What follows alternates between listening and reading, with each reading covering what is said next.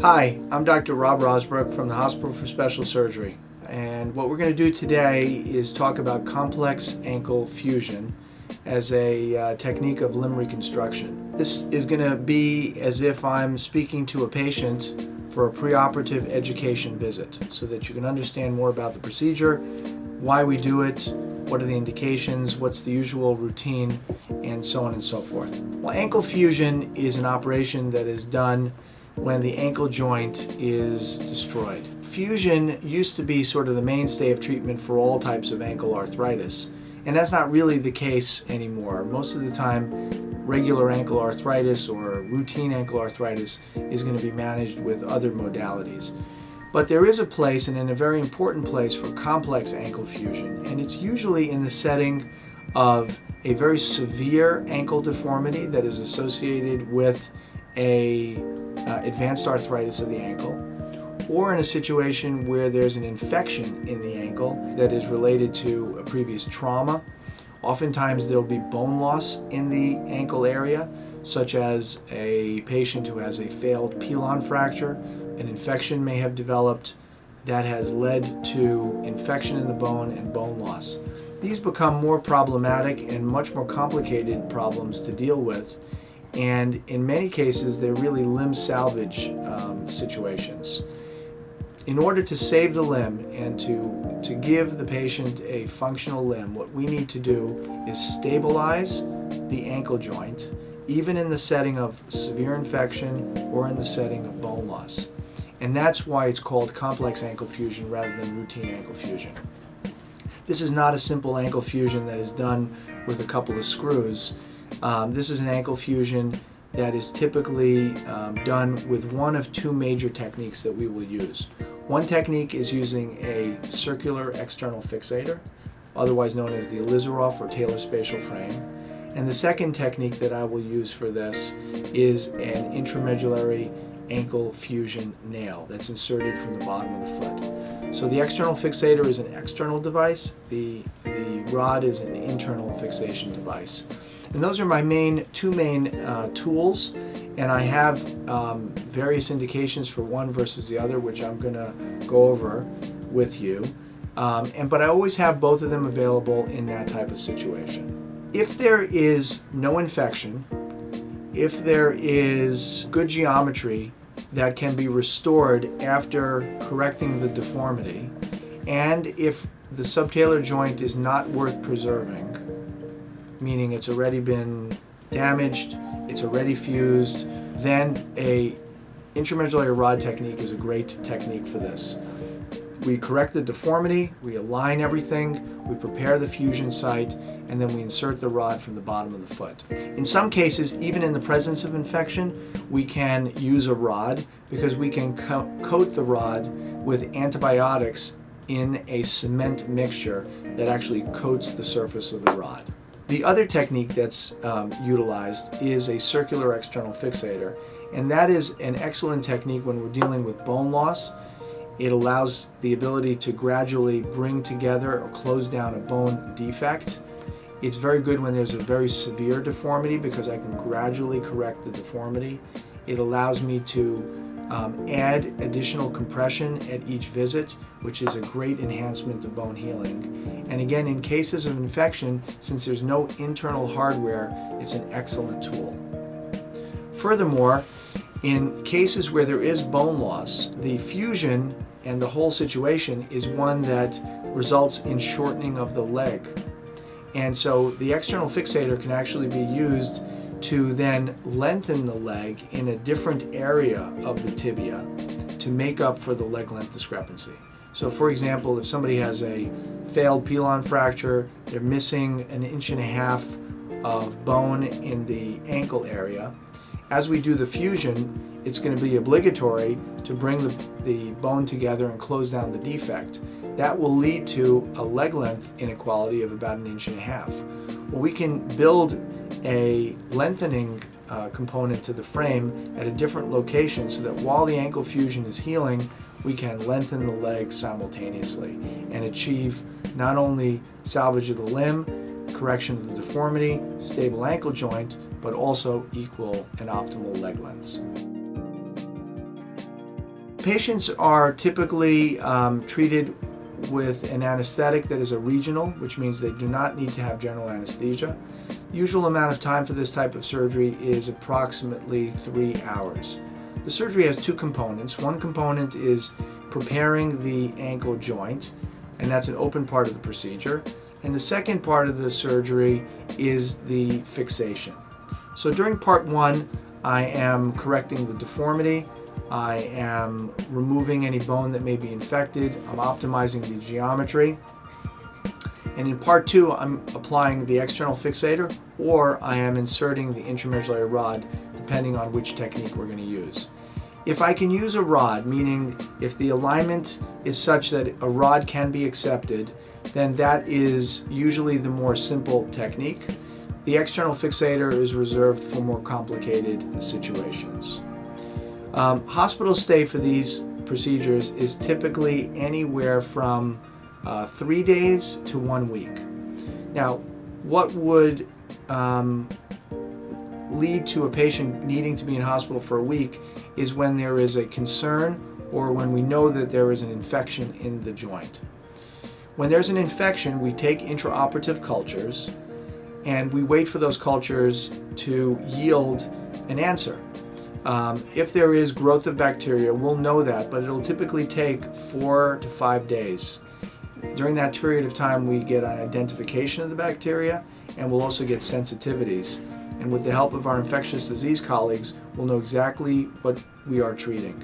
We will start the antibiotic treatment immediately after surgery, and it takes about a week to kind of initiate that treatment and get everything worked out for a home program of antibiotics that will follow. That typically is done over the course of 6 weeks. I do want to make one point is that we always hold antibiotics prior to surgery when we're concerned about an infection, because we want to get tissue specimens during the surgery at the time of the fusion that are going to be the most reliable. And those tissue specimens are going to really give us an answer about, is this infected? Is there a chronic infection? And what are the bacteria? Because by knowing the answer to that question, we can effectively treat that while we are simultaneously achieving the fusion. When patients do go home, we start weight bearing. Now, if the patient is in the frame, the typical weight bearing scenario is weight bearing as tolerated. The only exception to that are going to be patients with neuropathy, where I will limit the weight bearing for a period of time. And the time that somebody's going to be in a fixator is going to typically vary between 4 and 6 months. And again, that has a lot to do with the quality of the bone. Very rarely less than 4 months, very rarely over 6 months. If I'm using a rod technique, then I typically will have the patient wearing a cast for about 6 to 8 weeks with a limited weight-bearing type situation for the first 6 to 8 weeks. After that, they'll go into a cam walker boot and start weight-bearing as tolerated. When the fixator comes off after 4 to 6 months, patients are transitioned in and out of a cast pretty quickly, and then they go into a boot, and the recovery continues from there. Patients who have this surgery don't have all that much pain after surgery, and the usual routine is for patients to be on a narcotic pain medication for a few weeks, and then typically can stop that.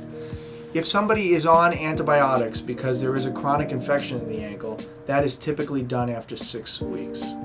If there is a leg length inequality, and we want to treat the leg length inequality simultaneously with the ankle fusion reconstruction, I will typically take the patient back to the operating room in a staged fashion, do the tibia lengthening so that we can start the equalization of leg lengths, and the lengthening and the ankle fusion will happen simultaneously. In either scenario, patients are typically out of the fixator within about 6 months. Well, if you've got a fixator on, then some of your responsibilities are going to include cleaning your pin sites and making sure that we avoid and reduce the likelihood of pin tract infections.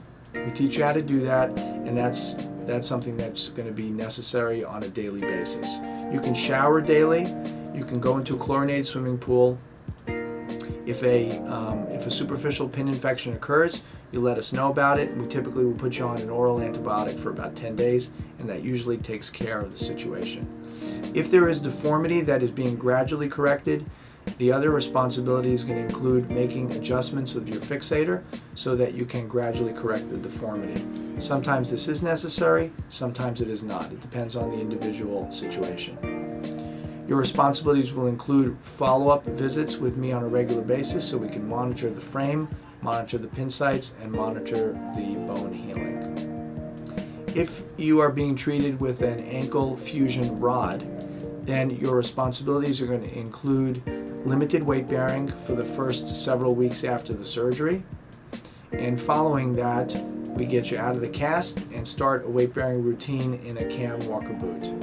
The post-op routine in many cases with a rod is more simple because there's nothing outside the leg. Just regular follow-up visits with me are what's going to be necessary. In summary, complex ankle fusion is a surgery that in many cases is limb salvage. We're often doing it because there's an infection in the ankle, there's bone loss in the ankle, and we're doing it as an alternative to a below-knee amputation. It enables stabilization of the ankle and will also allow us to optimize the leg lengths by doing a staged or simultaneous limb lengthening surgery. The two main techniques or tools that I use for this are a circular external fixator or an intramedullary rod. The intramedullary rod can be a straight rod or it can be even a rod that is coated with antibiotic cement.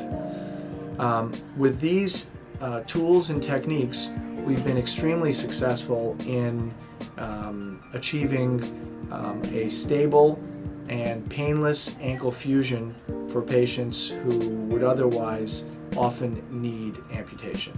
So if you look here, what I'm showing you is a fracture that was taken care of at another hospital.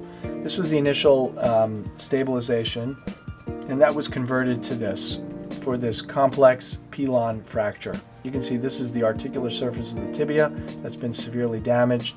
This is after it has been revised with plates and screws. And while this looks good on first glance, the problem is the patient presented with infection. And it turns out that this entire piece of bone, which is about 4 centimeters or 1 3/4 inches, is just a dead, infected piece of bone. And in order to appropriately reconstruct this, what we needed to do is excise that segment of bone and perform a complex ankle fusion. So what you can see here is the tibia now opposed to the talus. This is the front view and this is the side view. This is the talus and this is the tibia.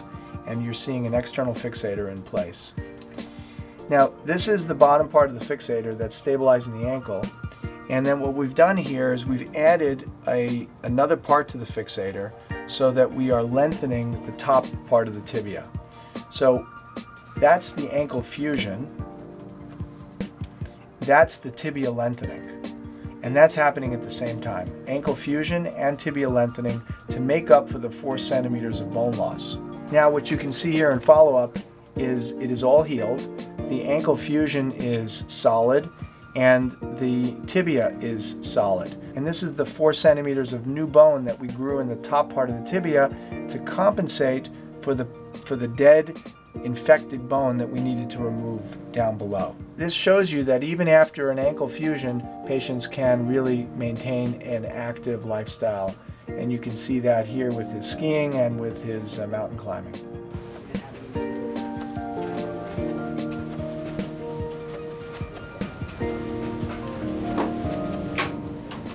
Hi, Lawrence. Hi. How are you? Good, thanks. Good to see you. So we're about 2.5 months since the complex ankle fusion that we did. Been dealing with arthritis since I've been 30, so I've had 2 knee replacements. Both ankles needed fusion, so I decided that the pain was enough, so I decided to go for an ankle fusion. And everything that could go wrong went wrong. It got infected. They called it a non-fusion. They went in, tried to clean the infection. They went in 4 months later. They went in, took the plates out, and at that point they recommended amputation. This looks very, very good. So you see we got the 2-ring frame here, stabilizing the ankle. And we've got some pins here. You're doing a great job cleaning the pin sites. I don't see any skin infections or any problems with that. So that looks wonderful. And same thing over here from the side. I kind of look at your foot and I like my toes. So I had to get some different. I had to get a different opinion. I went to Massachusetts, Boston, and met a doctor there, and he looked at it and he says there's other things that can be done. He mentioned the hospital for special surgery, and then Dr. Rozbruch's name was brought up, and that's what got me to come to New York City to get it fixed. And what we're going to do is I'm going to give you a little bit of extra compression to squeeze the bones together to help with the healing. Okay? Now you're still taking the antibiotics. Yes, I am. Okay. I'm going to want you to take, I know we had you on the intravenous antibiotics for a period of 6 weeks, and I do want you to continue the oral antibiotics, and we're going to do that until this is completely healed and until the fixator comes off. Okay? Okay. So why don't we do this? Let me get you to take a few steps over to the x-ray. You know, we are letting you put some weight on it. That's great. I love the way you're walking. That's fantastic. And I will tell you, I'm looking at you from behind here, and what I can see is that your foot is nice and straight, your ankle is nice and straight. And with a little bit of a lift on the shoe, everything is equalized well. This is a view looking at you from the back, and you can see how crooked this is the heel bone, and you can see how crooked the heel bone was, that it wasn't even underneath the tibia. You can see over here, after your previous surgery that you had done that wasn't quite successful, how the ankle didn't heal, and this is a non-union of the ankle. And then subsequently we found out that this was actually infected. That's why we went in, we cleaned it out, and took care of all that. Now the situation looks much different. This is the front view on today's x-rays. And you can see this is the top, this is the fixator, and this is the ankle fusion, which looks great. You can see everything's nice and straight. This picture really shows things nicely. This is the side view. And you can see the tibia, and you can see the heel. And you can see this is the junction of where the fusion is now. And everything is being squeezed together very nicely. It's compressed. It's very healthy. You can't even really see the fusion site. It looks so, so good. Every visit's is a plus, because everything's positive, and how can you not like it? You know, as you know from some of the other opinions you got, this was a limb salvage surgery. You know, this was really a way to save your foot. And I think you have a good foot. And just by taking care of this ankle non-union and complex problem with infection, we'll really be able to have you'll have an excellent result. Super. I'm so happy to see you. Okay. Great seeing you. Thank you so and much. My pleasure. And I'll see you in 6 weeks. Okay.